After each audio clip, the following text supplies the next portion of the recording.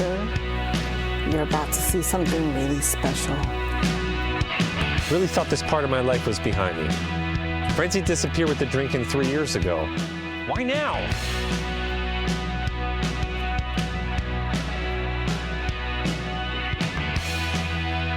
This makes no sense, and I'm right on the verge of freaking out. Back from your life. These people can be animals. What you burn. Thingy's out. Some bitter things you should never. Good cheese. Learn. Wallow through the days. Remember, cosplay's not consent. So here's to me. Congratulations, me. Yay, me. This would all be so much easier if I was hammered. Hammered. Won't be there Right. You can take away the anger, but you leave behind the pain. It's your soul I New ventures are always scary. feel till I'm melting Blah, blah, blah. Something positive and uplifting. tomorrow. But the hurt will still remain. In your soul I'll live forever till I'm melting in. Don't miss our new film, The Love Song of William H. Shaw, coming soon to a streaming service near you. Hey everyone, this is Clif from Talking Pondo. Just wanted to give you a quick heads up about spoilers on the show. We do talk about the films in a certain amount of detail, so you may want to watch the film first and then come back if you're not a fan of spoilers. Also, every now and then there's a little bit of adult language, so we wanted to give you fair warning on that. We hope you enjoy the episode, and we really appreciate you listening. Welcome to Making Pondo and Talking Pondo. Talking Pondo is a podcast where we pick out 2 movies each week and talk about them in detail. Making Pondo is a podcast where we talk to people we've made films with and we discuss all their experiences on set.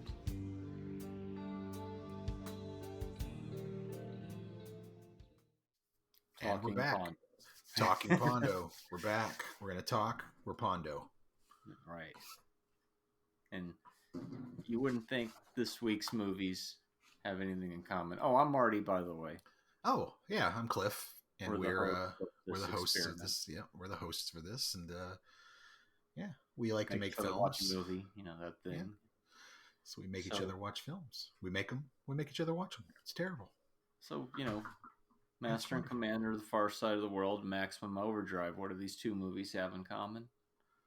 You wouldn't think anything on the surface. But then when you go a little deeper, you realize it's man against machine week. Bit of a stretch, but in a way, because there's both a little. It's just a stretch, yeah. But I see where you're going. But really, what the important thing is, we've come full circle this week.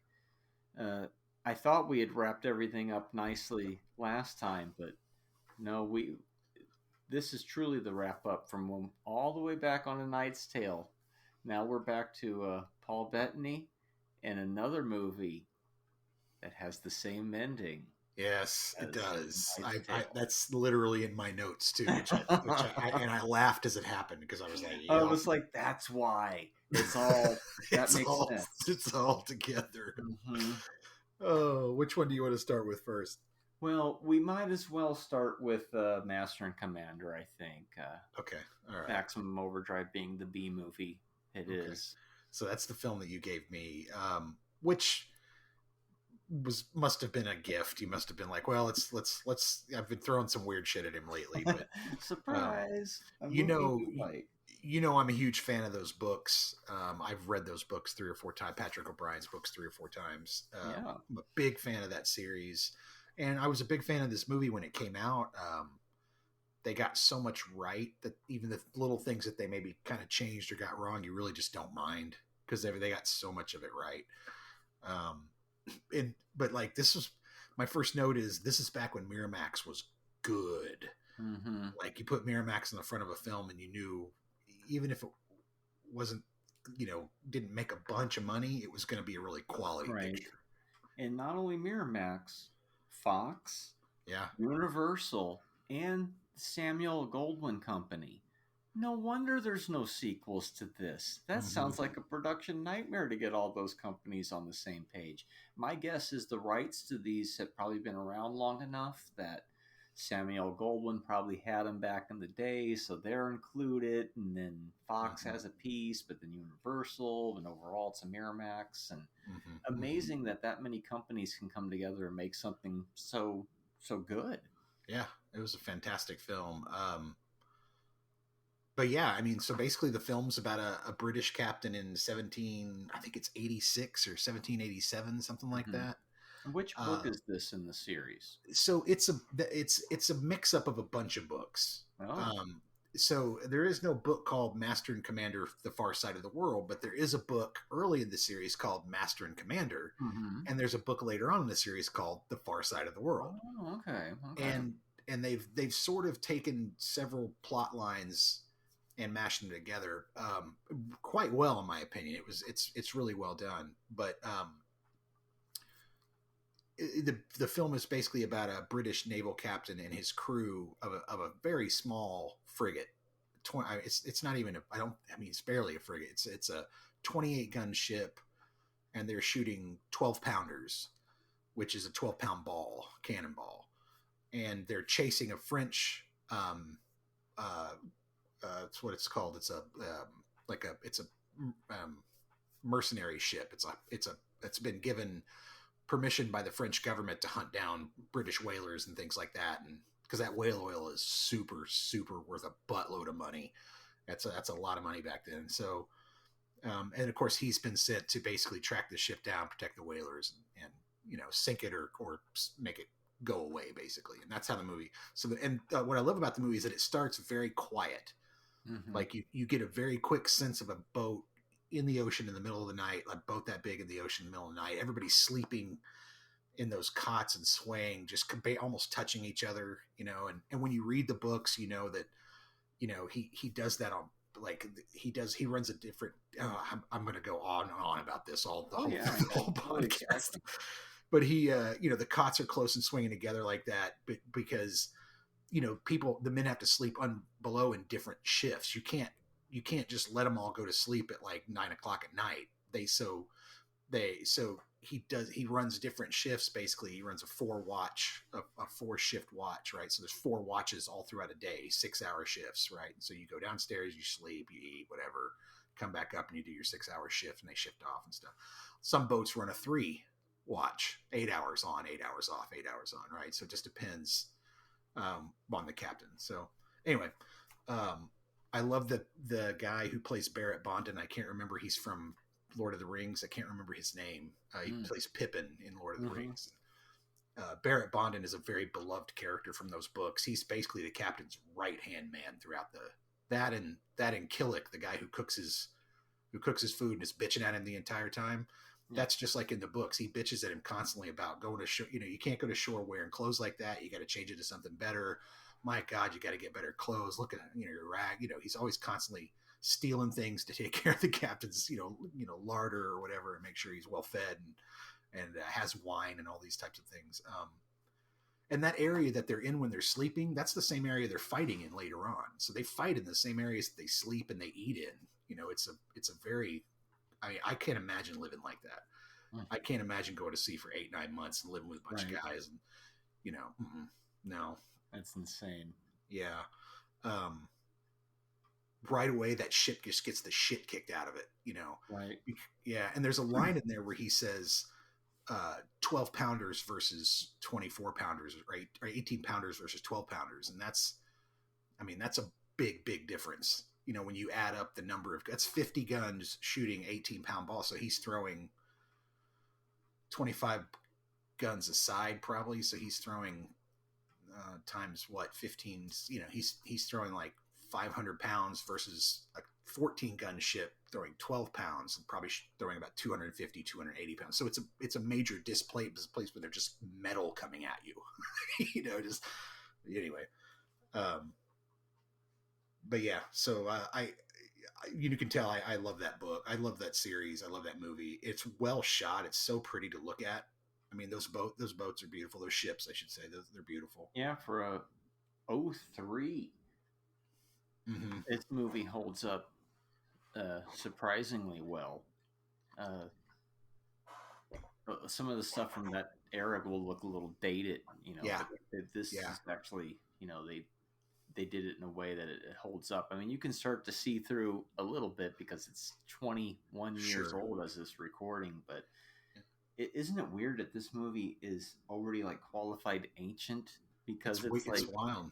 it's so old that some young people wouldn't even bother watching it. It's already that old. It's It's crazy to think, because to me it doesn't feel like that long ago. Didn't this come out the same year as Pirates of the Caribbean? I think it came out the year before, maybe, or So the it's year right after. around that It's right time. around that time. And Yeah. that's the movie that got all the hype. So Yeah. I This think one's it took this away is the from one box that's office. to me that's the one thing about those books that when you read about O'Brien's books and about what he wrote is he basically he modeled Jack Aubrey, the captain, off of a real British officer. And this battle of a 28 gun ship against a 50 gun ship really kind of happened that way. It didn't exactly happen that way, but he did, lash his ship to the side of another one and board it and take it, so he got a lot of he researched constantly about British history and how these guys lived and what they did and what they were interested in. And so it's all in those books. And so I feel like the movie feels very authentic because of that. Mm-hmm. The only thing they've really done is they've modernized the language. Like in the books, he's much more true. The books are sort of hard to read because of the way that they talk at times. You have to get used to that sort of style of English. It's like kind of reading Shakespeare, but not where you're like, oh, I get what he's saying, but the way he's saying it's kind of weird. So yeah, one of my notes is, and this is how they got their PG-13, fucking pirates. I'm like, hey, there's the F-bomb. Well, I think they got it for cutting that kid's arm off early on too. That's a pretty graphic scene. They cut that poor kid's arm off. In the books, that kid actually he does lose his arm, but he becomes like he becomes this awesome character. Like he's just a rake. He's always running after women, and he ends up. The captain gets pretty successful later on in the books, and he has like a tender ship that follows his other ship around, and that kid gets to captain that ship and zip around, and he acts as kind of a scout in that little ship. So it's much like I think Nelson lost his arm too. So it's those one-armed captains and one-armed officers weren't uncommon. Did pretty right. It still did okay. Yeah, there's a bit in that movie. I don't know if you catch it. I catch it having read the books, but that crew has a real weird affection for the Doctor. Like they really like him. They like having him on board, and they really watch out for him. Like they put up with a lot of foolish behavior from him in the books that they wouldn't put up with from anybody else. But because the books, they talk about the fact that he's not a doctor, because a doctor back then was basically like a barber or something. It was just a dude who kind of knew a bit about maybe cutting somebody open and had gotten a certificate from the Royal Navy, and the Royal Navy gave you this, trunk of medicine and instruments, and off you went onto a ship, and you may not know anything. And this dude, Dr. Matron, he's an actual physician. He went to the Royal College. He, has been trained in medicine. He's a naturalist, so he's into, much like Cook at the time, or all that stuff. He's into this is also a time where science is starting to categorize everything. So he's one of these dudes that's really into discovering things and categorizing them and giving them names and presenting them at Royal Science Society type things. So he's a really interesting dude. But he's also, like, throughout the 20 books, he's on board ships for 20 years, and he will still fall off the side of the boat while trying to get onto land. Like, the crew won't let him, in the books, they won't let him get off a boat by himself. They'll get a sling and crane him over onto land, because they know he's just going to fall off, and they're going to have to fish him out, and he'll be wet and pissed off, and it's dangerous. And so there's this weird sort of like, they watch out for him, they protect him at the same time, but he's also a pretty deadly guy. Early on in the books, he's at a party and gets into it with a guy, and he calls the guy out for a duel, and just within a few passes of a sword kills him and goes back into the party. So he's an interesting character. He's a very interesting character. Yeah, they allude to, his credentials when they're watching him put the plate in the guy's head. Yeah, early and that on. happens in one of the early books, which is kind of how that whole affection for him starts, where they're just like, oh, he's not just okay. Yeah, they try to, and cramming so much in, they kind of make it seem like everybody kind of equally cares about everybody on the ship, unless, of course, you get so much inside your own head and think that you're responsible for jinxing everybody. Yeah. Which what I liked about that is after it happened, shit don't get any better. Mm-mm. Just because dude jumped off the side of the boat, next thing you know, doctor's getting shot, and now dude's getting a chance to put the vision makeup on years earlier, looking all nice and pale,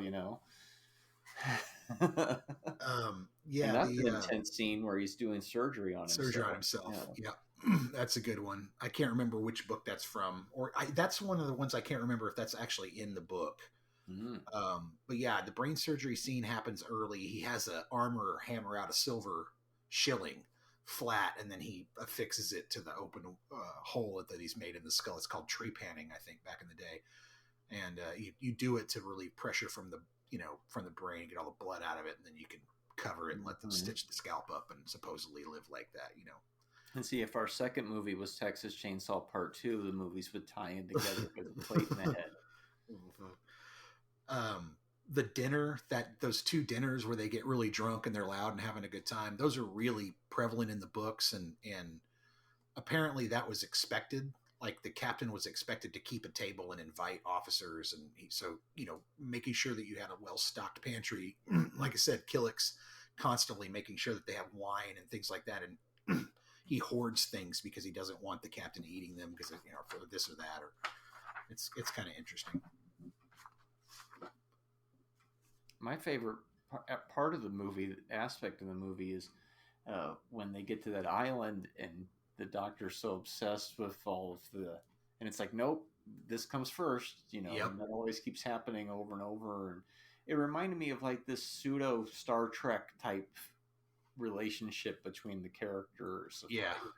I'm the steadfast, captain, but I kind of off to the side represent a mixture of McCoy and Spock, kind of, and they balance each other and they give a shit about each other. And it's like, I think if you like Star Trek a lot, you're probably going to like this movie if you don't know anything about True. It. That's pretty true. I would agree with that. They are very, very close friends.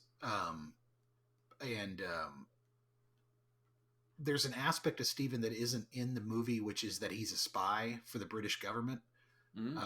He's Irish, and so he's kind of a double agent because he's also fought for Irish independence, but he works for the British government because he works against France and things like that and their interests in Spain. So and eventually Jack finds out about it, and kind of, he never really asks him, but every now and then Stephen will be like, hey, I need you to just kind of drop me off here and come back in a week.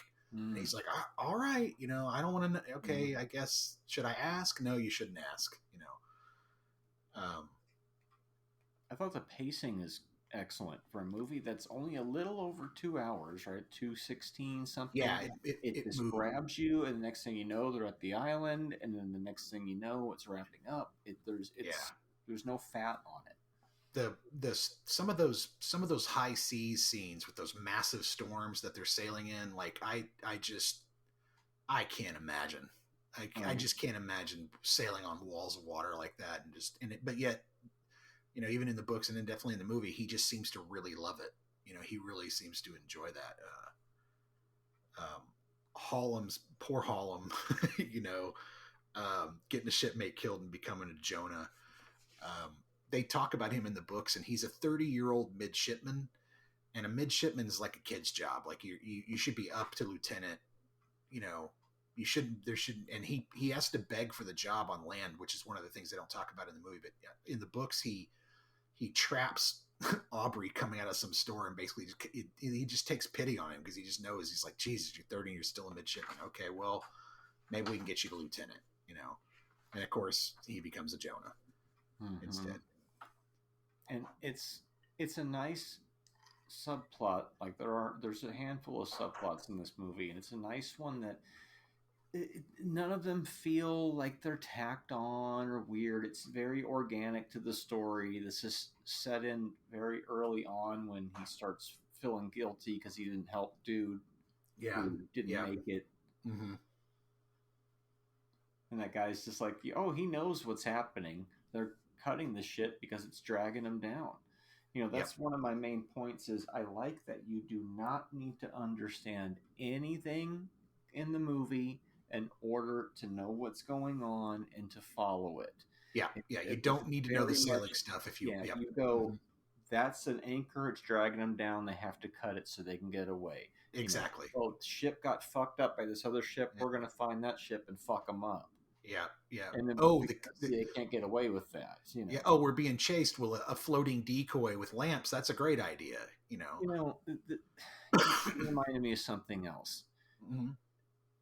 This movie does it correct, right? A slow chase on the ocean between two boats hunting each other. Yes. Last Jedi could have taken a fucking cue or two. Because that's fucking boring. Mm-hmm. And we all know it. Yeah. And you watch this and you go, this is how you do it because it's like a rich texture and it's engrossing and it moves. Yeah. And it covers, it's over weeks and weeks and weeks and weeks. It's not a boat, two boats chasing each other over a day or two. It's a long thing these guys are engaged in. Yeah, the Galapagos are great. I enjoy that. The Fastmouth bit is definitely also from the book. Not like it is in the movie, but there is that whole talk of a Fastmouth and that type of thing. And he does, describe,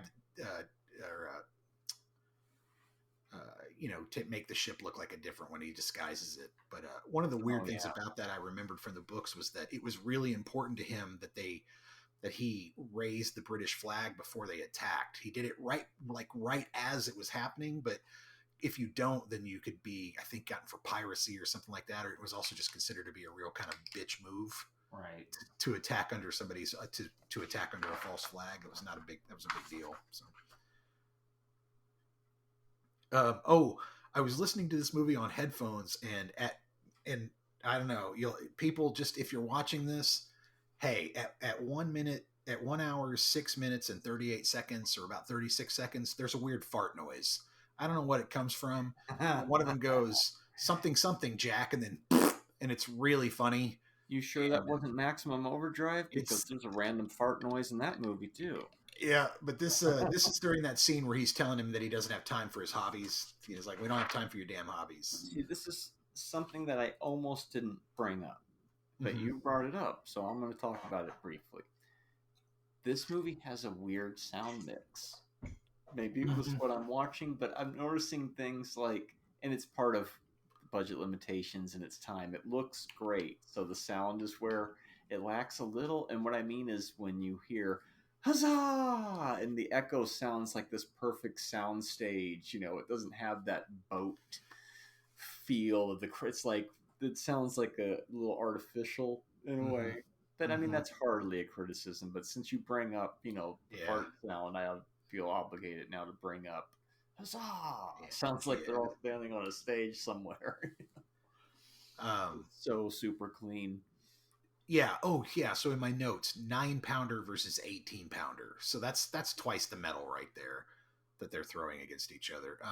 In the book, one of the other things in the book, I keep saying in the book, I sound like a nerd. And it's Kobayashi Maru.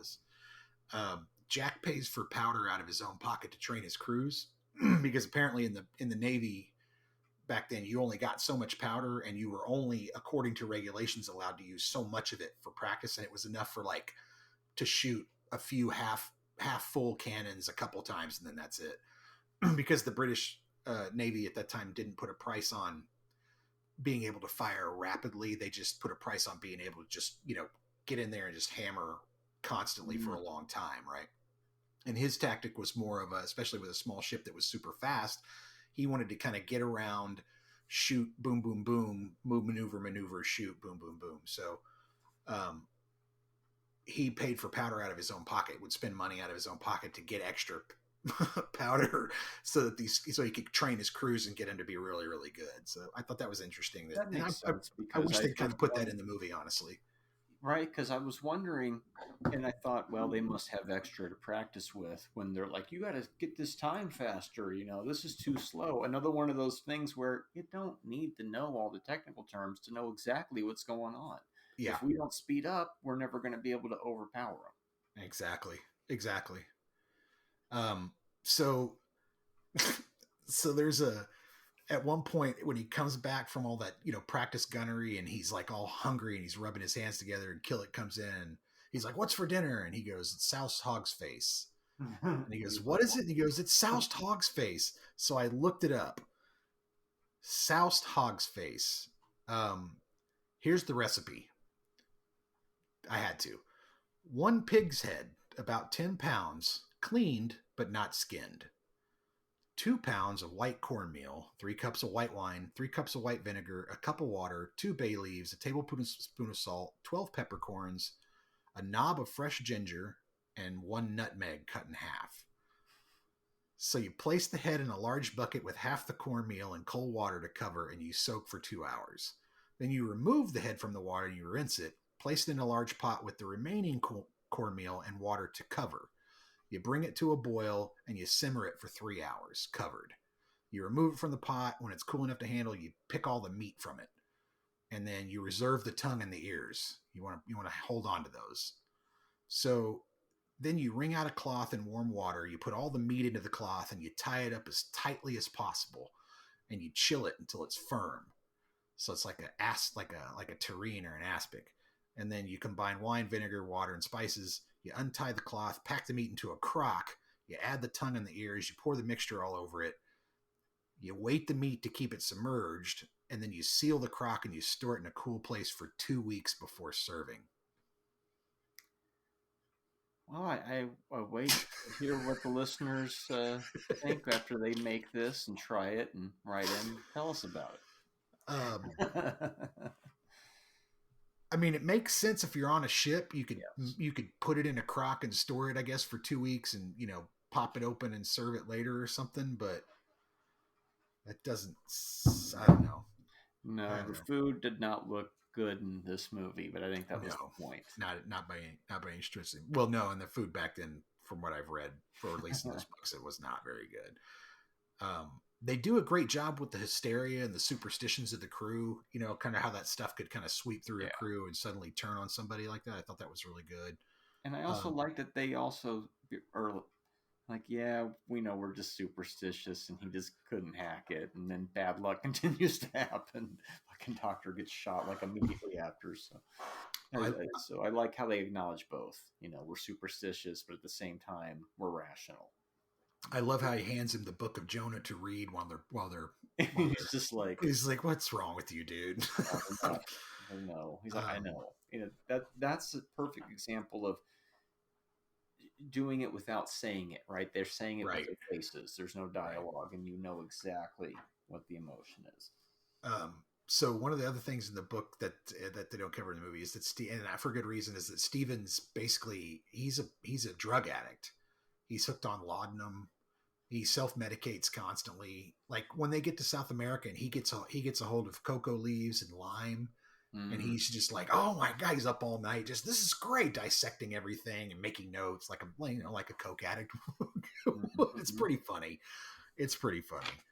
But yeah, so eventually he has to kind of dry out and, quit and all that kind of stuff. Anyways.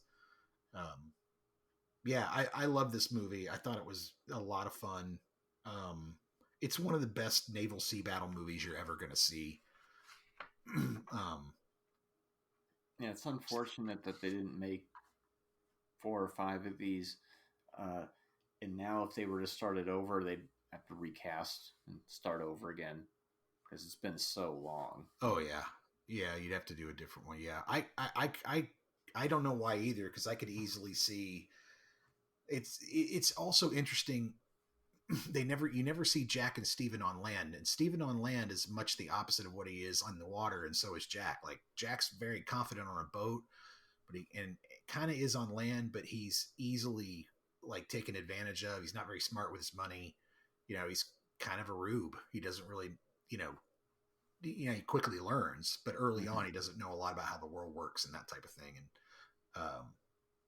but yeah, they both get married. They've got wives and all that kind of stuff. And it'd be interesting to have seen some of that in a feature film, I think. Yeah, I guess it's something of a small miracle that this even happened in the first place. Mm-hmm. I don't really know. I didn't look into it, but it just seems like based on how many production companies it took to make this, and the fact that we haven't heard a peep about any further entries in the franchise all this time later, I think it must have been a nightmare to get this thing to finally where it was at the greenlit stage. There must be too many hands in the pot, I would guess. So it's directed by Peter Weir. Yeah, right. He made Green Card and stuff like that, right? Patrick O'Brien got credit for writing screenplays, so that's good.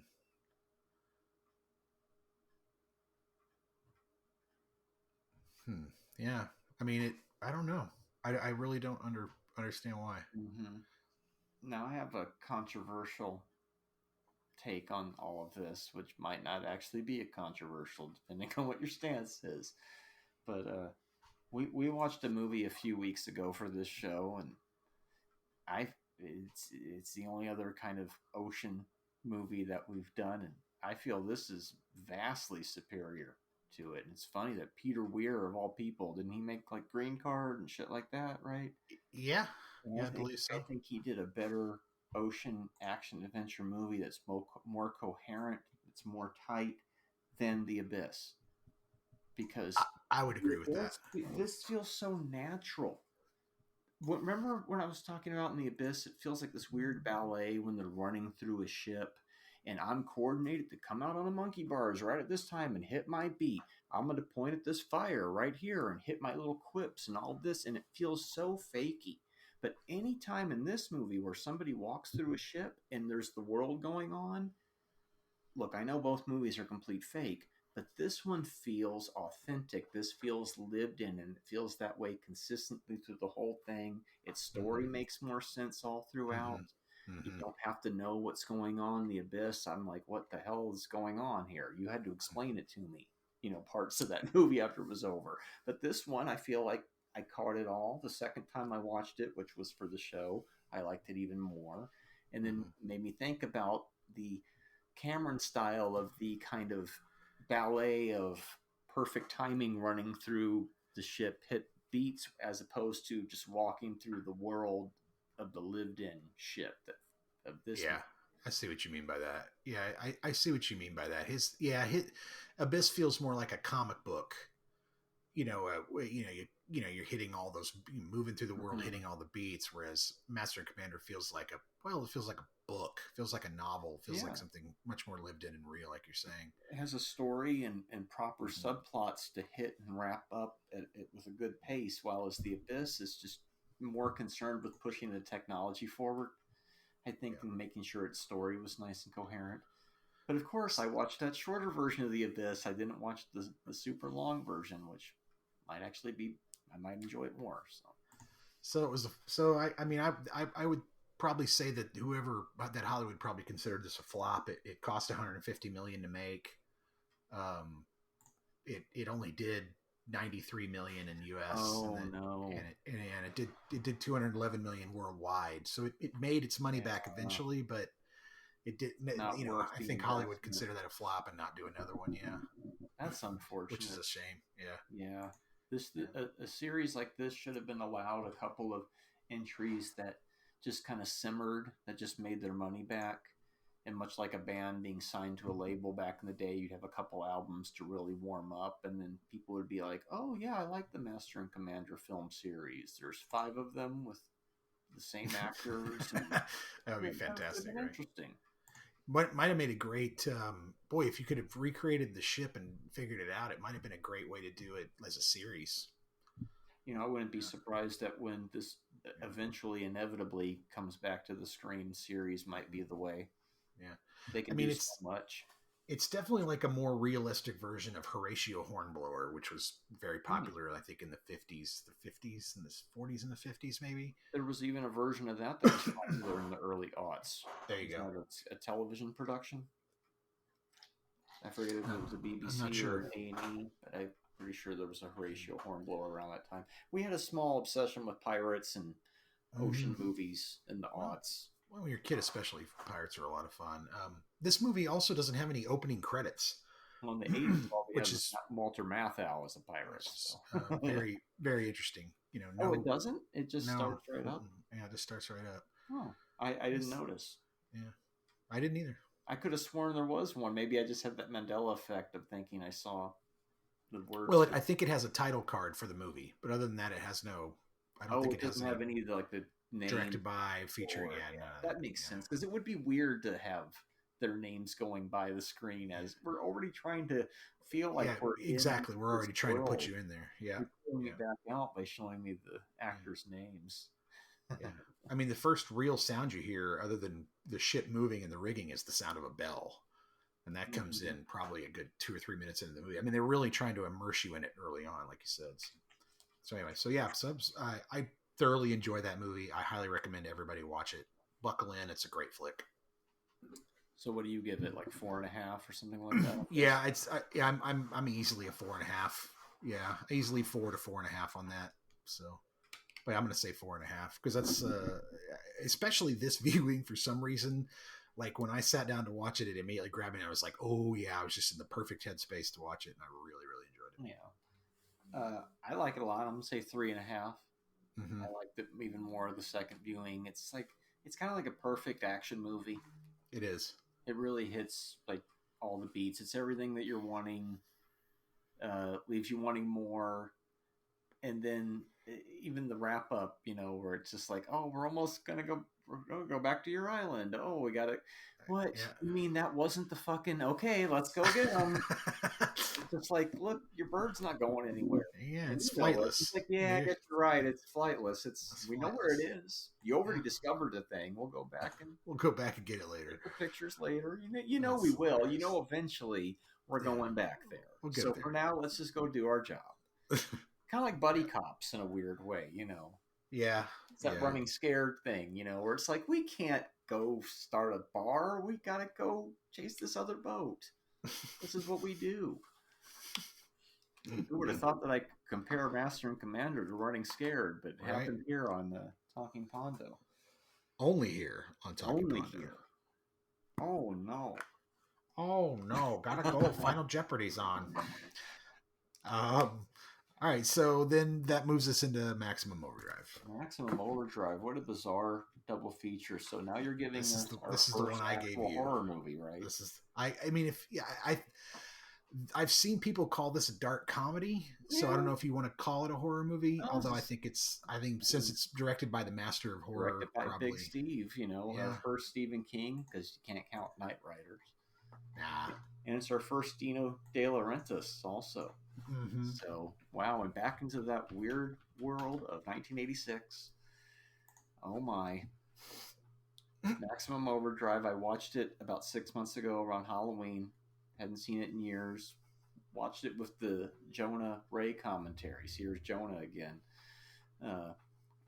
And he always wanted to riff this movie on a future season of MST. And it's like, okay, but you're riffing a comedy. This movie's pretty weird. It's funny, but you could have fun with that. And so their track was good with that. But now for this viewing, I watched the movie with its actual sound, which is something I did many, many times in 1986 and 1987, probably more likely 87, because this is, like I've mentioned before, the year I watched everything. The year I became obsessed with film was 86, and I would rent movies like this, and you'd live with the movie, right?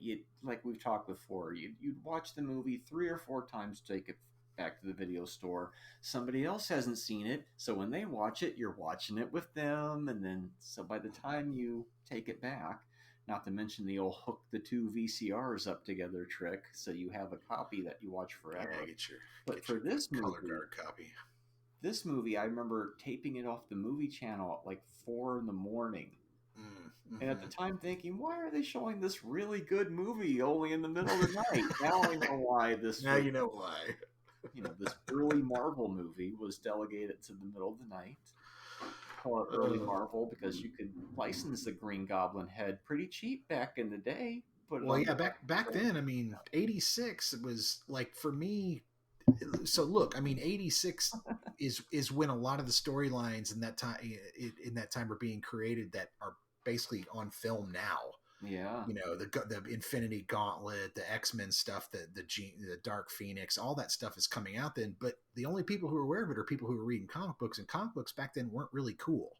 Mm-hmm. Like, people liked the comic book characters, but nobody really read the comics. So yeah, I mean, you could get Green Goblin cheap because people weren't really reading Spider-Man. Mm-hmm. They knew who Spider-Man was, and they watched the Saturday morning cartoon. And that's the other thing, is that they licensed a lot of that stuff early and did really poor jobs of it, and kind of beat the market value of it down. Like those early Marvel movies were not good. No, they were not good. The Incredible Hulk was okay, the television show, but even that was kind of corny. As an aside, before we really dive into this movie and what it's about, the whole Marvel aspect of it is this would have sat alongside, say, Golan Globus's Spider-Man movie and these other things that would have come out at that time, because these properties were being floated around, like the Corman Fantastic Four, the early 90s Captain America movie that actually did come out. But like you're saying, it was all this like, what the fuck is this? It's very strange. We might actually visit that Corman Fantastic Four one day. I feel like it's still the best Fantastic Four movie they've ever made. It feels like a Teenage Mutant Ninja Turtle movie in a way. Like that first one that was kind of gritty, But anyways, Maximum Overdrive is about a comet that passes Earth, and much like a Night of the Living Dead scenario, or is that what it's about? It's a siege thing where you're stuck in the house because the zombies, and in this case, it's the machines. The machines are alive because of the comet tail, I guess. It was a comet, because honestly, for the first hour of this movie, I never heard anything about a comet. Oh yeah, you don't hear anything until they talk about it later. Yeah, until an hour into it, they're like, "Oh yeah, there's a comet passing overhead. Maybe this will all get better in a week when it stops." And I'm like, "Oh, okay." An hour into this friggin' movie, and you finally told me. Okay, I guess. It's funny that Stephen King, like a lot of writers, you keep writing the same story over and over again. How many times have you given us different versions of this alternate version of The Mist, essentially, right? We're stuck in the place. You got this character, you got this character, you got this character, oh, you got the unhinged one. Oh, now these two main ones, usually the guy has been with the story the whole time, who's the outsider. Not the asshole boss, right? He's going to die. And the other guy who kind of came in on his own, who's kind of like sort of badass or whatever, they're going to be the ones who get the ammunition and sneak through the thing next door to get the thing we need to then go back to where everybody else is, and then we can sneak out. It's the same story over and over again. It's Night of the Living Dead. It's Dawn of the Dead. It's any siege movie. It's Assault on Precinct 13. It's a great formula. It's a fun trope, but Stephen King calls this a moron movie. And I kind of understand why, watching it back. We were watching They Live the other week, and Adrian was like, oh man, this dialogue is not that great. She might have been even more harsh than that. And I was like, oh, you should see Maximum Overdrive again, because this is pure fucking EC Comics, like, fucked if I know, fucked if I know. Fucked if I know. The most basic, but at its core, isn't it like the most distilled, pure version of Stephen King you've ever actually seen on film? Because it rings so true to some of his shitty short stories, and it's not good. But there's a thing in there where it's like it's that perfect redneck thing that he always puts in his books. It's definitely got that sense of humor that he has. Yeah. He, like the first 10 minutes of that movie, like, first off, it has that first time director feel and look to it, where you're just like, oh, okay, first time director, first time feel. Like, he like when that bridge goes up, You know, he's got like 90 cars falling down. Yes. It's just like car after car, and it's just like, dude, more cars. All this under-cranked slow motion shots. Yeah, those the death by soda cans. Like, how many sodas are in that vending machine? Mm-hmm. Right, endless supply. And It's a lot of car crashes. A cut down is supposed to be much gorier. Ah, okay. Right away, I'll say no more Emilio movies. Okay, for a while, no more Emilio movies. Yeah, I was surprised that you threw I'm done.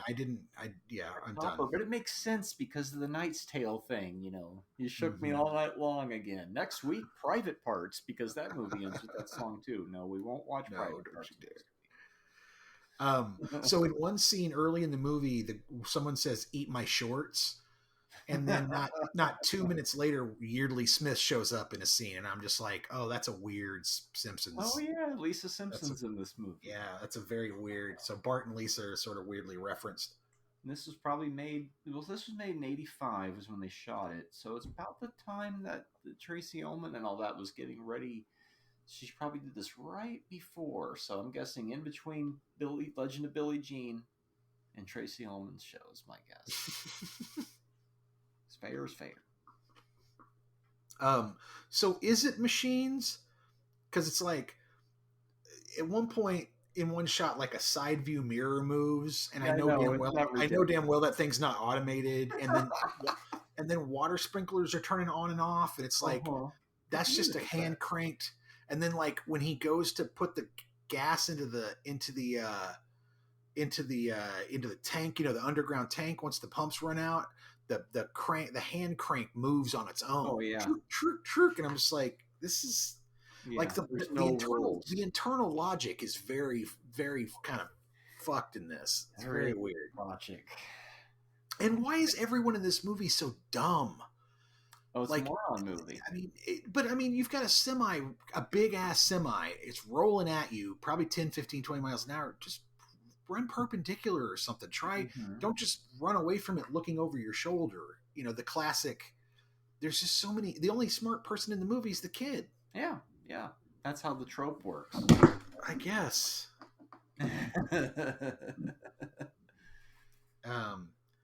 Yeah, and meanwhile, it's like you can't get away from a semi. The trucks are uprising. Meanwhile, this married couple is still driving their K car across country, no problems. That car is still it just hasn't gotten the message, or is that one of the good machines? Is that I don't know, because it seems like the other machines don't like some of the other machines, and they destroy some of the. There's no logic, but I guess when your director is fucking coked out of his gourd and drunk as shit from dusk till dawn, this is what you get. Not like Stephen King could have been a good director. He just needed to get out of his own way, I think. There's signs, but when you're that there's some good shots in there, and he does some smart stuff, like he shoots from inside the cab to kind of give an ominous feel of the truck's feel, you know, look, the truck's eye view as you're looking through the cab and stuff like that from inside the cab. In a way, it's a shame a sober Stephen King never directed a movie, but I'll get into all of that here very soon. It's another movie that seems a lot longer than it really is. Yes, it does. Where I'm like, it passed when I was 12 years old, and now it's a bit of a slog. Yeah, it's and that bathroom. If it didn't have the AC/DC music, how boring would it be? Very true. Yeah, I mean, it needed a rockin' soundtrack. That bathroom scene is just disturbing and plain weird. Why would you ever look over the stall into a stall where somebody's taking it? Obviously, because he's farting and you can hear it. Shit. Yeah, that's what I was talking about. And it's just like it's completely weird. And then we just stop. To have sex with the girl for some reason in the middle. As of the movie. You do. As you do. Did these people and then finally we talk about the comet. An hour into the friggin' movie. Oh yeah, by the way. Did these people not watch Shake Hands with Danger? They're making these rookie mistakes all over the place, staring into the gas nozzle. Yeah. Oh, staring into the gas nozzle. Oh yeah. And NPCs. I will say this, the movie has an excellent cast. I mean, it's an excellent cast of character actors. You've got the dude from The Abyss, is in this movie. The guy that gets the gas sprayed in his face is one of the guys. Yeah, he's one of the guys in the Abyss. Oh, he is, isn't he? Yeah, Yes. that's why he seems so familiar. Wow, see, it all ties together again. Yeah, the dude that gets electrocuted in the video game arcade, that's Giancarlo Esposito, Yeah, for right. fuck's I was sake. going to say, yeah, blinking and missed it very early. If you would have told me back then that guy's going to be in Star Wars and he's going to be like a Darth character, I would have been like, Yeah. what? That guy gets electrocuted at Maximum Overdrive, doesn't have any dialogue. I met Pat Hingle. Pat Hingle's been in tons of shit. You know, he moved to where this was shot after they were done wrapping. He liked it there so much. Really? I didn't know that. Well, I met him in Tucson. He came into the movie theater we used to work at. Oh, really? I sold him yogurt. Yeah, Wilmington, North Carolina. He decided to just stay there. Interesting. Well, for some reason, he was in Tucson.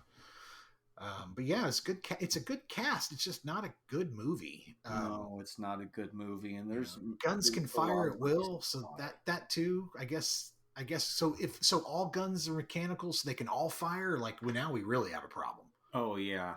Mm-hmm. And if that's the case, like why aren't all the nukes just going off?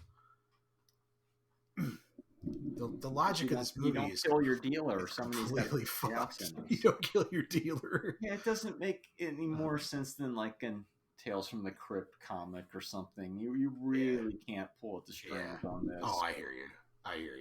It falls and apart so fast. they blow up the truck of beer. That's the greatest shame. That's the greatest death in the entire movie is an entire truck of Miller High Life. Those poor rednecks. Look, if you like watching semis destroy things, if you like trucker movies, if you like that type of stuff, if you like watching things blow up, this movie might be right up your alley. It might, It has a little nostalgic feel, but after this time watching it and going down this rabbit hole that I'm about to reveal here, it's permanently changed my viewpoint of this movie. The dude who gets run over at the end by the Green Goblin truck, Brad. Mm-hmm. He dies because he's greedy. He's getting the ring. That dude's from The Patriot. He was in a Mel Gibson movie called The Patriot. Oh yeah, the Heath Ledger film. Yeah, he's another character actor, and it ends. It's such a weird ending, and then of course we move to You Shook Me All Night Long. Yeah, Knight's Tale. See, and the credits are like, oh, there was a UFO above, and it got shot down by the Russians. I'm like, what the hell? Seriously, for me, here's what I think. When I was watching this movie, I feel like it would have been better cinematically if he had told the series of events differently. Mm-hmm. If he had started the movie with following the wedding, the couple who've just been married and the kid at the ball game, and we start to see things are kind of bad, and then they both get to the truck stop kind of at the same time, and then from there everything's moving. You know what I mean? And he's reading it like a novel still. Yeah. Rather than starting at the truck stop and showing all these other things, like I feel like cinematically, if you'd kind of done it a little bit more like that, it would have been less of Emilio and the truck stop, sure, but I think it would have been more compelling. And again, it's like, why are these two still driving around 30 minutes into the movie in this car that hasn't, for some reason, tried to kill them? Mm-hmm. It's weird. It doesn't make any sense. Same with the Cadillac. And it never will make any sense. No. There was no explanation for it. No. Did you ever see Trucks? The second movie made from the short story Trucks. It was made by the USA Network. I barely remember it. I think it was more of a serious version. So anyway, this movie. So for some reason, I wanted to, learn a little bit more information about this film, and so for some reason, I'm looking it up, and they shot it in 1985 at the brand new place in Wilmington, North Carolina, because it was a right-to-work state there, and Dino De Laurentiis didn't have to hire union crews, so we're already cutting down on production costs. And then it was going to be a 3-picture deal with Stephen King, and he stated he was coked out of his mind all through its production and really didn't know what he was doing. Now, when I was watching it this time, within the first few minutes, and I thought, You know what's wrong here? It's not that Stephen King's a bad director. I feel like they gave him a DP that doesn't fucking mesh with them. Oh boy, was I fucking right. Oh my god. On-set translator Roberto Cracci, because he had to translate for the DP who only spoke Italian. Oh Why it no! looks like an Italian movie that's dubbed into English. You know, it's not like the guy's bad, but there was no communication between director and camera person.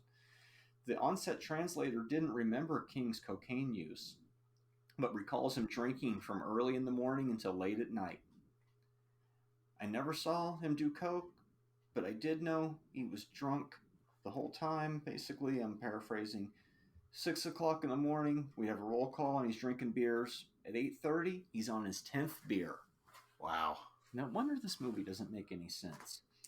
And apparently, Stephen King rode a motorcycle from Maine to Wilmington to go to the set so he could ride alongside the semi-trucks on the highway to get a feel for how terrifying the big rigs were.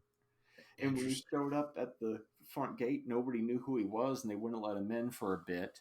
And then they let him in, and he's fucking rambling about some fucking movie where these trucks are going to kill people. And it's like, what the fuck is already going on here? He wanted Bruce Springsteen to be the Emilio. But Dino didn't know who he was. So he put Martin Sheen's kid in there. Production soured right from then. Really? Stephen King checked out. He didn't want Emilio Estevez in the movie. It made him sort of not give a shit. Nobody does. Nobody wants Emilio in a movie. For some reason, we've reviewed 3 of them. Apparently, they had a pretty decent time making the movie. Yeah, because everybody was high as a fucking kite, and there was no regulations. He checked out a theater, and they showed movies like Godzilla and Night of the Living Dead, where Stephen King did commentary for them, and they played around on golf cart races during the downtime. And a lot of the wardrobe and special effects were made by De Laurentiis personally. He was watching early dailies of what's the Road Twitch's character? I feel like we're watching Road Games again. Road Twitch. Laura Harrington's character, that actor. Oh, yeah. De Laurentiis was upset she was wearing jeans in a scene, so they made him reshoot it so she was wearing something more revealing for the rest of the movie. Yeah, her name was Bill, and what was her name? Wasn't Betty, but it was something like that. The Dixie Boy truck stop was completely made up for the thing, obviously, because they blew it up. Yeah. Some private collector bought the Green Goblin head in the mid-90s. And here's where it gets really fucked up, people. And this should never happen on a movie ever. Safety first. Because obviously you don't want anybody to get hurt, but you don't want to get sued either. While shooting the scene when a lawnmower comes alive in a residential neighborhood, Nanunzi, the DP, was struck in the right eye, his shooting eye, by a large splinter of wood that had become lodged in the blade. Eesh. And you saw that scene. It's barely in the movie. It's so insignificant. And this motherfucker lost that your DP lost his fucking eye making the movie. Wow. Holy shit. I knew there was something wrong with it. Oh my God. According to camera assistant, we were shooting a scene where a lawnmower was following a boy to kill him, and we put a camera on the ground with a piece of wood beneath to wedge, okay? And I remember the DP asked Stephen King, can we take out the blades? But Stephen King say, no, I like to see them. Armando say, but we don't see them in the shot. But Stephen King say, no, better that you let it in.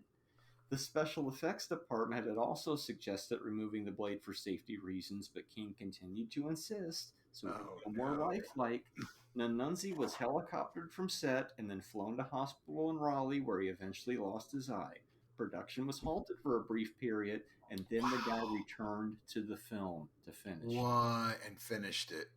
After it was released, Nanunzi sued King, De Laurentiis, and 16 others in the film for $18 million, and it was settled. Wow. No wonder Stephen King didn't direct again. Yeah. Holy Wow. shit. Wow. And so you can only imagine the safety regulations of none. Uh-huh. They're doing whatever the fuck. It's amazing more shit like this didn't happen. You know, where the truck's driving into Emilio and he's like, "Come on!" It's like you would never Yeah. do that now. That's so Yeah. goddamn dangerous. And they were Yeah. doing this shit in all the movies all throughout the '80s, coked, drunk out of their mind. This is just somewhere where the shit fucking went bad. And you didn't hear nothing about this, right? Not a peep. No. Now No. this would be a social media story everywhere. Production halted, blah blah. But back then, under the fucking rug, in the they did craziness get to- continues. They did get some good shit back in the 80s. That's true. The guy continued to work after his accident, but he thought he would never get considered for big budget projects again because who's going to hire a cameraman without depth perception? Yep. He returned to Italy where he worked until he retired in 98 and passed in 01. Jeez. Yeah. The studio was grazed by Hurricane Gloria, which, let's see, it basically was assaulted over and over again for rain, so that was rough. And then it says Pat Hingle, who played Dixie Boy owner Bubba Hendershot, moved to Wilmington after production wrapped, and he lived there until 09. Happily ever after. Yeah, so he's like, you know what? I actually like it here. Shame about that guy's eye, but I think it's pretty nice out here. Fuck me. So yeah, if you ever wondered why Stephen King never directed again, he probably wasn't allowed, didn't want to after that horrible experience. But there was a spark. Had things not been so horribly troubled, Yeah. maybe he could have been a better filmmaker down the line. But I knew right away. I was like, it feels like there's some disconnect between him and his camera guy. Oh shit! Little did I know when I went down that rabbit hole and was like, holy fuck! Because you never want that to happen. But that, oh my god! Can't think of a much bigger disconnect than causing your cameraman to lose an eye. That's pretty bad. The machines really did strike back. Yep. That fucking lawnmower. Yeah. That you see for like all of 2 seconds. Well, and they tell you not to run over branches or twigs or stuff when you're doing your lawnmower because it shoots that stuff out the side. It's bad. Makes me wonder if everybody had been speaking the same language, would that have happened? Who knows? But that I can see why they put King in the lawsuit according to that story, because they make it sound like he was like, no, over and over and over again. Yeah. Weird. Yep. Just a strange, troubled production. Amazing that it got finished. Amazing that it's as interesting as it is. Back when it was cheap to license AC/DC to do music for a movie, and then later Iron Man would do it, right? Yep.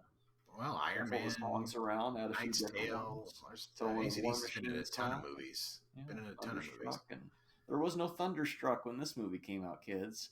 It was we failed to, and shook me all night long. We failed to mention that the lead, the girl you talked about her, she was in Buckaroo Banzai. Oh, that's right. Yeah, now, that'll be a fun one to unpack one day. Yep, that'll be an interesting one to unpack. That's another. I feel like this is a kind of a nexus movie for B actors. Frankie Faison's in this. There's a not B actors but character actors. Sorry.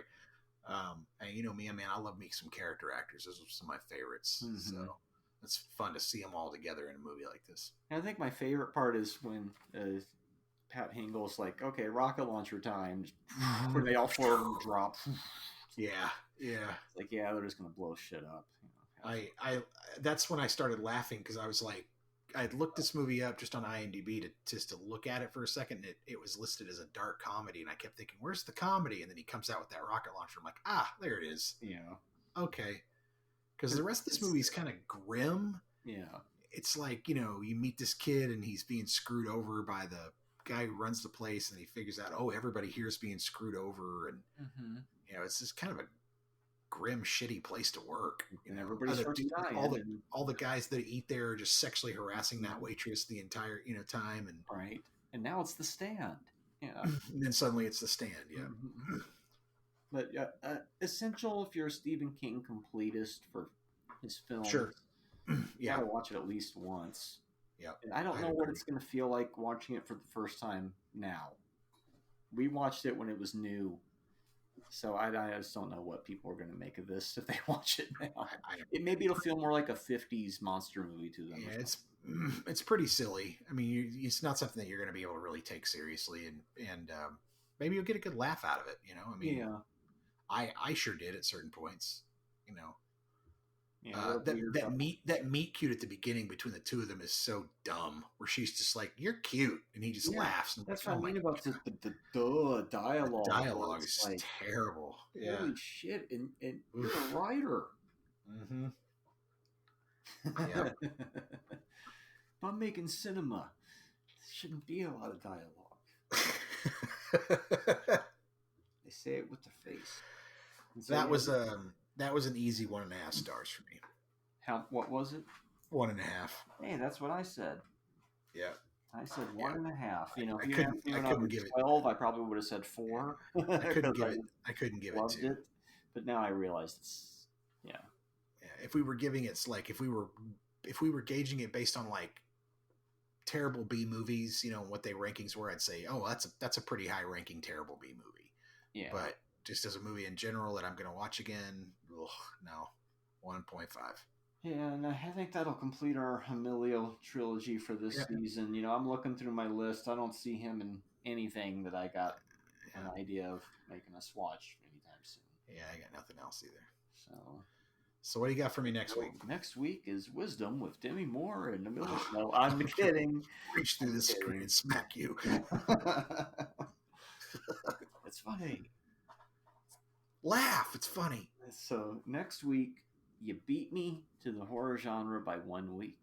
Woohoo! So this is a movie that I'd had as an idea for a while, kept getting pushed, and I guess it kind of ties back into James Cameron a little bit because after Aliens was over, a chunk of people from that movie went and off to the side and they made this little actual vampire movie. Not like Once Bitten wasn't a vampire movie, but your movie next week is 1987's Catherine Bigelow's Near Dark. Near Wayne Dark. Phillips, Bill Paxton. Okay, I haven't seen that in a while, but I remember not hating it. I don't remember, you know, it's not one I watched a lot. It's got Hendrickson in it too, right? Yeah, so it's become an oddball little cult classic over the years, and watching it now with Point Break on the brain is kind of like she's a hell of a director. I'm interested in that. Mm-hmm. Okay, so then I've got something really new for you. I watched it. I really enjoyed it. It's an indie film, and it felt very much like something that we would make. And so I'm going to give you a film called The Late Game. The Late Game? The Late Game. The Late Game. Okay, Yes. I think I've seen the poster of this. Yeah. I came across it. Blind pick here. Yeah. It's a pseudo blind. It's a blind pick for you. I came across it. I've already watched it, but I came across it, I think last week on Prime, and a buddy of mine talked about it. And I'm a big sports movie fan, so I've been kind of going through some sports movie things. So this is about 2024. Yeah, it's about a hockey game. Oh, yeah. So nice. Yeah, I intend on sprinkling some newer and blinder picks in as we progress. Yeah. Well, I mean, I think we've kind of been back and forth now from the 40s into the 80s and all that. So I think we'll go back to, you know, we started with Dungeons and Dragons, which was a pretty recent one. So I thought, here's one that just came out that I kind of checked out. Cool. You know, I don't think we'll do anything that's been in theaters, but this is at least available for rent. So right. And by the time you hear this, probably still just available on Amazon. Yeah, That's only a probably. couple months from now. So Yeah. Near Dark and The Late Game. Near Dark and The Late Game. All right. Well, until then. Right on. All right. Talk to you soon. Later.